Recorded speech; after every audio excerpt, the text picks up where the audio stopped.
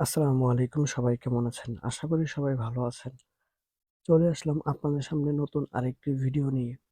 এই ভিডিওতে আমি আপনাদেরকে জানাবো নগদ অ্যাকাউন্ট থেকে ক্যাশ আউট করলে কত টাকা চার্জ কাটে এই বিষয়টা নিয়ে। তাহলে চলুন কথা না বাড়িয়ে শুরু করি আজকের ভিডিও।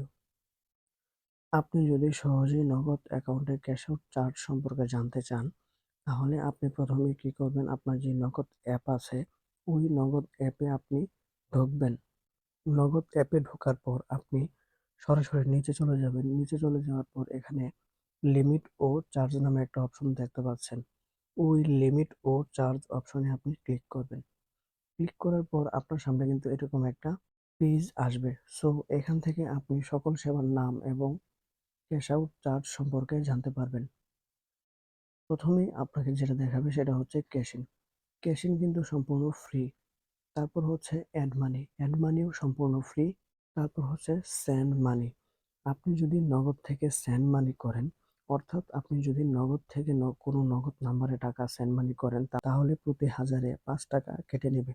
এটা যদি আপনি অ্যাপ থেকে করেন তাহলেও ৫ টাকা কাটবে। আর যদি আপনি ইউএসএসডি কোড ডায়াল করে আপনি যদি সেন্ড মানি করেন তাহলেও কিন্তু ৫ টাকা কেটে নেবে। তারপর হচ্ছে ট্রান্সফার মানি। আপনি যদি মানি ট্রান্সফার করেন তাহলে কিন্তু আপনাকে অ্যাপ থেকে 1.5% অর্থাৎ প্রতি হাজারে ১৫ টাকা করে কেটে নেওয়া হবে। এটা কিন্তু আপনি শুধু অ্যাপ দিয়ে করতে পারবেন। আর তারপর যেটা হলো সেটা হচ্ছে মোবাইল রিচার্জ। মোবাইল রিচার্জ কিন্তু অ্যাপ এবং ইউএসএসডি কোড থেকে কিন্তু সেমই, কোনো চার্জ নেই। আপনি সম্পূর্ণ ফ্রিতেই মোবাইল রিচার্জ করতে পারবেন। তারপর যেটা হচ্ছে আমাদের মেইন বিষয় সেটা হচ্ছে ক্যাশ আউট। আপনি যদি নগদে ক্যাশ আউট করেন তাহলে অ্যাপ থেকে প্রতি ১,০০০ টাকায় ১২.৯৯ টাকা কেটে নেবে ভ্যাট সহ। আর যদি আপনি কোড ডায়াল করে ক্যাশ আউট করেন তাহলে কিন্তু আপনার প্রতি ১,০০০ টাকায় ১৫ টাকা কেটে নেবে, ১২.৯৯ টাকা। আর যদি আপনি কোড ডায়াল করে ক্যাশ আউট করেন তাহলে কিন্তু আপনার প্রতি হাজারে ১৫ টাকা কেটে নেবে।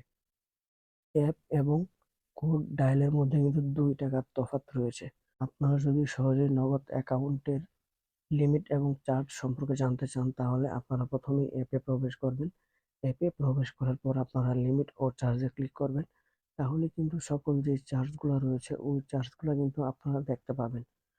সো এই ছিল মূলত আজকের ভিডিও। আশা করি আপনারা সবকিছুই বুঝতে পেরেছেন। তো ভালো থাকবেন, সুস্থ থাকবেন। দেখা হচ্ছে পরবর্তী কোনো নতুন ভিডিওতে। আসসালামু আলাইকুম।